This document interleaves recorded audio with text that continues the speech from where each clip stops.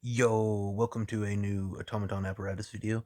Today's video is about the types of piloting. I've done a few of the apparatus, what automaton and apparatus are, and that's basically it. So I'm actually going to tell y'all what the types of piloting are because I bring them up in a whole bunch of my videos, but I haven't actually explained them yet. So let's jump into it. Testing mode is the only one that I have actually explained. I explained it in the Automatros 546 video, so I'll go ahead and do that one first. Testing mode. Testing mode consists of a camera monitor system, a switchboard, a lever, and a right arm systems control glove. The pilot uses the switchboard to turn the apparatus on and alternate between the weapons available for use. The monitor system is used to see their surroundings with a camera on the front and back of the head, chest, torso, legs, and feet. The lever is used to control the legs and the way the apparatus faces. The right arm system's control glove is used to control the right arm. Any movement made by the pilot while wearing the glove will be completely followed by the apparatus. The right arm is the only usable arm on any apparatus that uses the testing mode as its primary use. There have only been two apparatus that primarily used the testing mode, the original apparatus and the apparatus created to replace the original. The replacement is now used to test newer apparatus and train new pilots. No trainee or even advanced pilot has ever been able to even partially succeed in the combat training portion with the testing mode. Okay, so testing mode was used by Captain Hawk Renegade whenever he used the Automatros 546 to actually defeat the last Gormka invasion within the lore. And yeah, that's basically all it's used for. There's only two. It's the weakest of all the types of piloting. It's the weakest, and it's only used in two because of that. It's not really that important to the story except for Captain Hawk and Automatros 546. So yeah, that's it with testing mode. So let's go ahead and move on to skeletal type. Okay, skeletal type is actually really important to the story, just because most of the apparatus are actually piloted by skeletal type of piloting. So yeah, I will go ahead and get into it. Skeletal type consists of a camera monitor system, a small switch, a full body spinal tap control brace, two system control gauntlets, and a spine tap cord. The switch is used to power the apparatus on. The monitor system is used to see their surroundings with a camera on the front and back of the head, chest, torso, legs, and feet. The full body spinal tap control brace is a brace that is placed on the pilot's back at the base of their spine. The brace is then locked onto the pilot's elbows, wrists, knees, and ankles. Buckles are then strapped around the pilot's chest and torso to confirm that it will not become loose. The full body spinal tap brace has a small hole on the back leading directly to the pilot's spine. The full body spinal tap control brace controls the movement of the arms, torso, and legs of the apparatus. The two system control gauntlets are then placed on the pilot, one on the left arm and the other on the right arm. The system control gauntlets control the movement of the hands and which weapon is currently in use. The system control gauntlets are made of a form-fitting metal and go from the hands up to the halfway point of the forearms. There is a switchboard that extends from the wrist to the halfway point of the gauntlet. On either one or both gauntlets, the switchboard or switchboards have a number of buttons equal to the number of weapons the apparatus possesses. Each button switches which weapon the individual gauntlet is currently using. Both gloves have a lever with a button near the thumb on the palm. To use projectile weapons, the pilot must click the button on the gauntlet's switchboard to switch to the chosen weapon and hit the button on the lever button to activate that weapon. There is a button on the gauntlet switchboard that sets the weapon currently being used to melee, which will turn off the lever button. This option is normally used by apparatus with a melee-focused attack strategy, or when an apparatus runs out of ammo or other resources. To activate the full body spinal tap control brace and the system control gauntlets, the spinal tap cord is placed into the pilot's spine through a small hole in the back of the full body spinal tap control brace. Any pilot who uses this way of piloting must have a spinal surgery done to make them compatible with the spinal tap cord. This type of piloting focuses on brute strength. The pilot feels as if they are actually having to lift every part of the apparatus, meaning that only the most physically powerful and those truly determined to master this type of piloting will be able to even attempt it on account of the spinal surgery being life-changing. This form of piloting is able to lift much more than others. Each pound that a pilot is able to lift with their body is equivalent to around 1 ton while using their apparatus. 1 pound being equivalent to around 1 ton also carries over to the force of melee attacks made by the apparatus.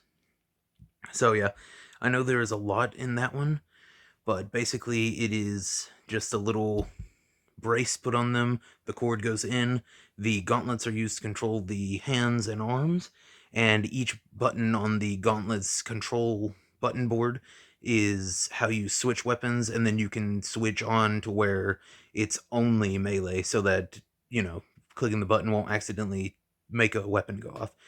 And as far as the button goes, it's like a button that they're holding, like a little clicker thing, and it's got the button right beside the thumb, and you just move your arm or whatever else that needs to be moved to aim with it, and then hit the button and it'll start firing. And that's basically it with that. And as it said below, or as I said earlier, this is the one that deals the most melee damage, because 1 pound equal to about 1 ton is insane. I actually had to look up how much a human, like, per pound can punch, and it is insane, especially with, like, actual, like, boxers and stuff who actually know how to throw a punch, which is a lot of these pilots. So, I mean, it's just constantly throwing out just tons and tons of force. So, yeah, that's the skeletal type. So, let's go ahead and move on to the type that isn't used very often, but when it is devastating to the enemy. And the one that it took me a while to actually figure out how to do it without making it completely broken. So yeah, let's move on to synchronization type. Synchronization type consists of a mind synchronization cord, 2 system control gauntlets, and a stabilizer harness. The mind synchronization cord is connected directly to the apparatus core, the cameras, and all of the control centers of the apparatus. The cord is inserted into the sync input at the base of the pilot's skull. The synchronization cord allows the pilot to control the entirety of the apparatus with their mind, basically becoming the apparatus. The pilot doesn't use a camera monitor system because the synchronization process allows them to see through the apparatus's main camera as if it were their own eyes. The 2 system control gauntlets are then placed on the pilot, one on the left arm and the other on the right arm. The system control gauntlets command the movement of the hands. The system control gauntlets are made of a form-fitting metal and go from the hands up to the halfway point of the forearms. Both gloves have a lever with a button near the thumb on the palm. To use projectile weapons, the pilot must manually switch to the chosen weapon with their mind and hit the button on the lever to activate or fire that weapon. The pilot must use their mind to manually set the weapon currently being used to melee when need be, which will turn off the lever button. This option is normally used by apparatus with a melee-focused attack strategy, or when an apparatus runs out of ammo or other resources. The stabilizer harness is a simple metal harness that is strapped to the pilot to ensure that they won't move too far from their starting position while hooked up to the synchronization cord. This type of piloting focuses on making the pilot one with the apparatus, which makes aiming much easier.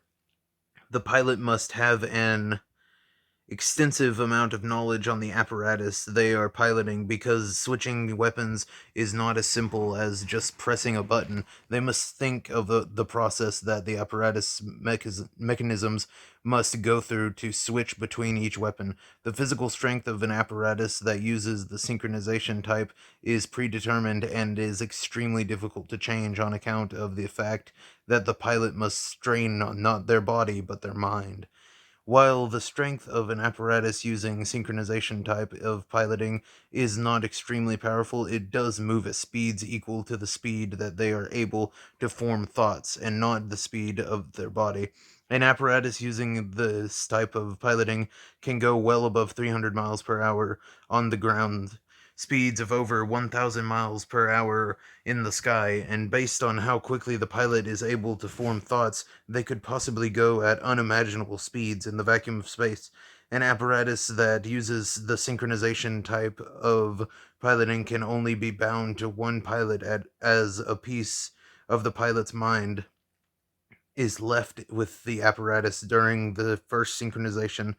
The pilots must have a skull surgery to add the sync input.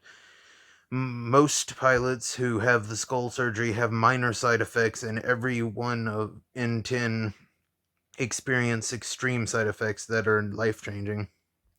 So this one is basically speed and ranged weapon based. So yeah, instead of it being all physical, it's all mental. As fast as you can think, this thing can move.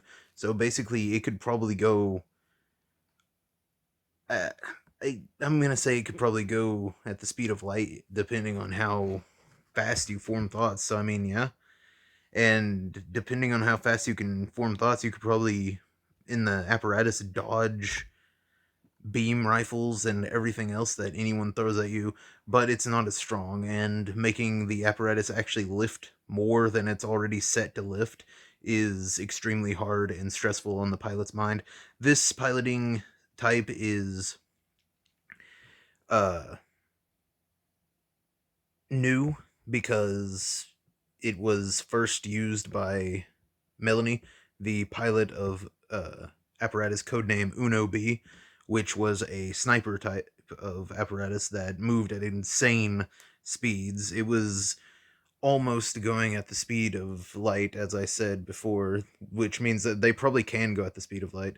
But yeah, that's synchronization type. That's all of them, and that's basically it. If you have any questions about any of these, please comment them. I'm really having fun making these automaton apparatus videos. The next ones I do will probably be there's gonna be 5 in total in the first story I'm doing, so I'll probably do the other 3 apparatus that are going to be a part of the main story, and then I'll probably start doing ones that are just apparatus that I think would be cool to have in the stories in the future, and I might not. I'm just making fan-made apparatus at that point, but yeah, uh, look forward to the next 3 apparatus that are actually going to be a big part of the story. So yeah, that's basically it. Comment if you have any questions about it. Comment if you're liking it or if you hate it. So yeah, see ya.